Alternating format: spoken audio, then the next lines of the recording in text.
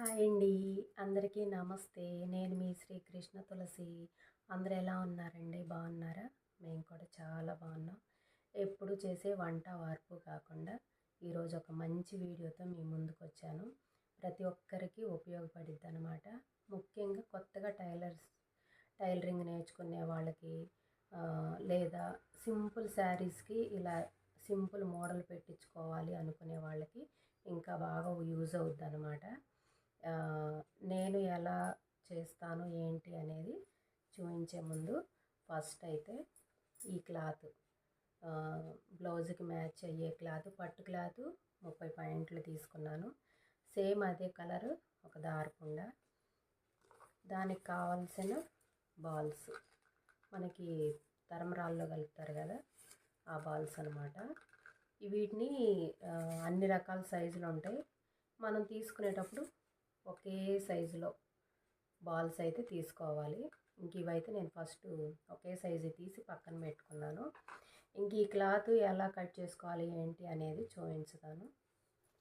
First నేను తీసుకున్న క్లాత్ని 2 మడతల మీద ఇట్లా నీట్గా మడత పెట్టుకున్నాను.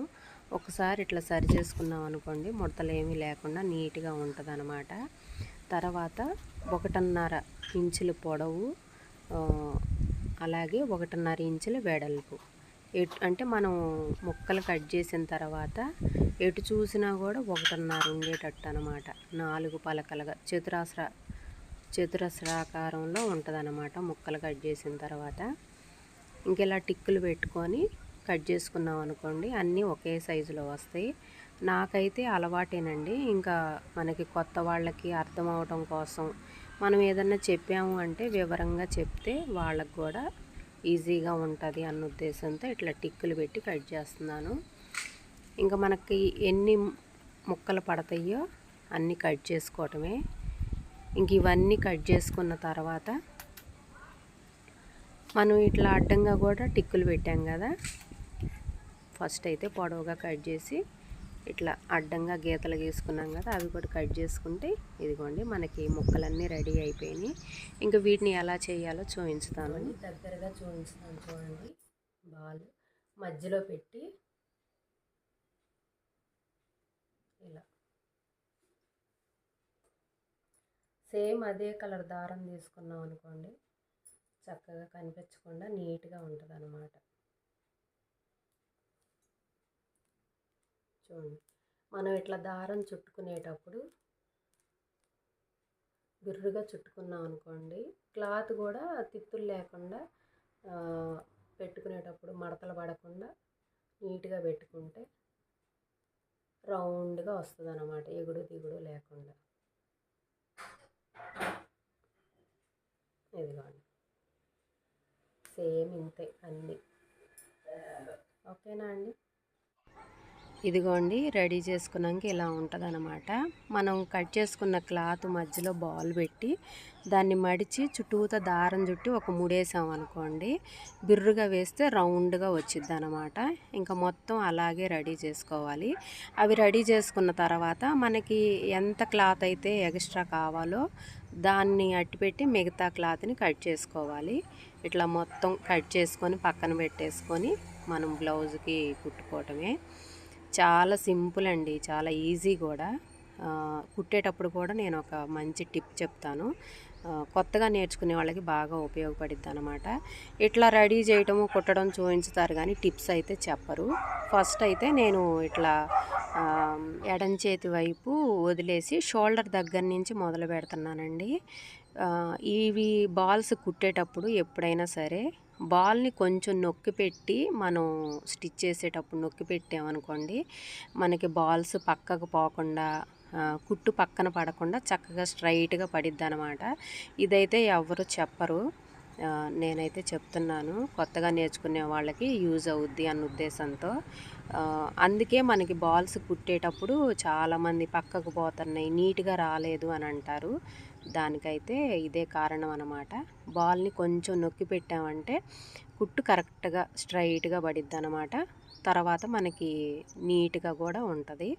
ఇంకా మొత్తం బాల్స్ ఇలా స్ట్రైట్గా నేను కుట్టేసుకున్నాను. ఇంకోటి ఏంటంటే మనం బాల్స్ కుట్టేటప్పుడు అలవాటు ఉన్న వాళ్ళకైతే అవసరం లేదు. అలవాటు లేని వాళ్ళకి, కొత్తగా కుట్టుకునే వాళ్ళకైతే మనకి ఎంత లెంత్తో కావాలి అనేది ముందే కొంచెం చాక్ పీస్తో మనం టిక్కులు పెట్టుకున్నామంటే కరెక్ట్గా వస్తాయి అన్నమాట. నాకైతే కొంచెం అలవాటు ఉంది కాబట్టి నేనేం టిక్కులు పెట్టుకోలేదు. సుమారును చూసి పెట్టేస్తూ ఉన్నాను.